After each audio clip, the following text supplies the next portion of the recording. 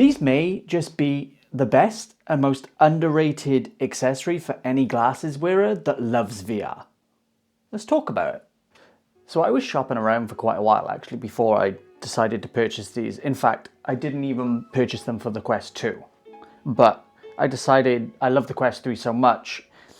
My biggest problem with VR as a full-time glasses wearer is feeling the sides of your glasses arms being compressed into the facial interface, and I couldn't put up with it no longer. It was immersion breaking. So I started shopping around. Plenty of companies out there that offer prescription lenses, but I found that depending on your prescription,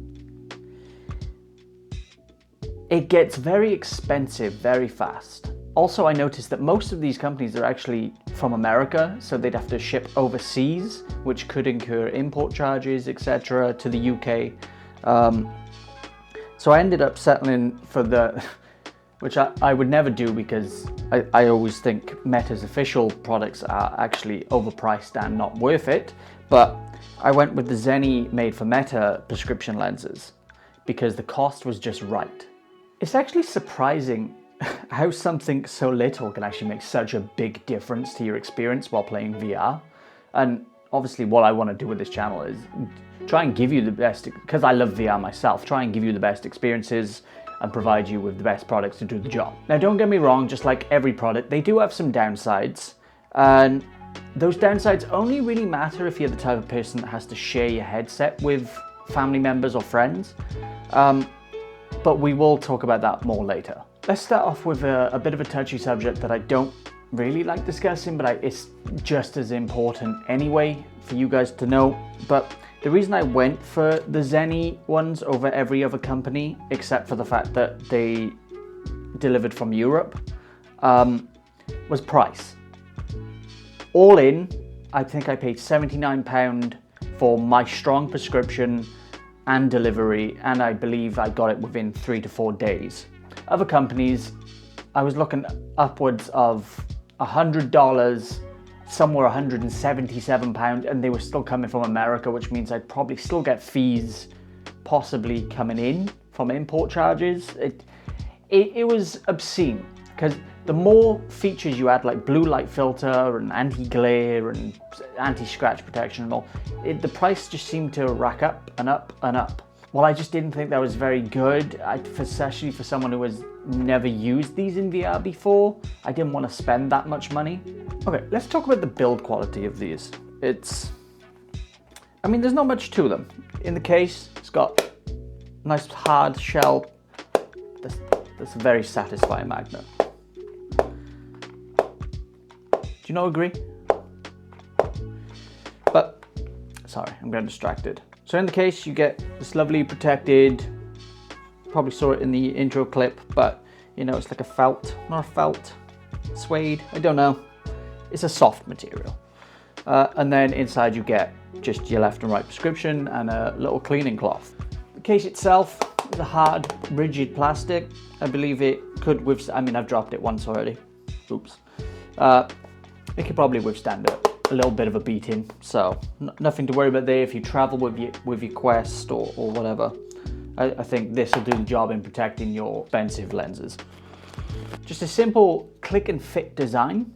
Now I do have a very strong prescription, and just like normal glasses, depending on the size of the frame, you know, the thickness of the custom lens is different based on each frame.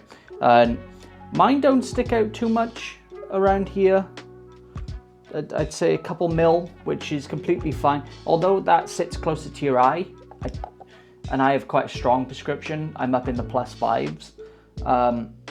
Actually, nearly to the 6. I think my right eye is +575 and my left eye is 525. So you'll probably see it on some B-roll, but it's not that thick and it doesn't touch my eyes. Let's talk about performance of these. Obviously I want to give you my true opinions. I've been using them for a long while now, so I feel like I have a valued opinion on them, and it's only making this video that I've actually gone and removed them from my headset. But I've done some testing with it, and they're not the easiest thing to click into place or remove, I will admit that. There is other options out there which are far more beneficial for someone who needs to remove their inserts all the time, because there's ones with magnetic frames which obviously you just pop off nice and easily.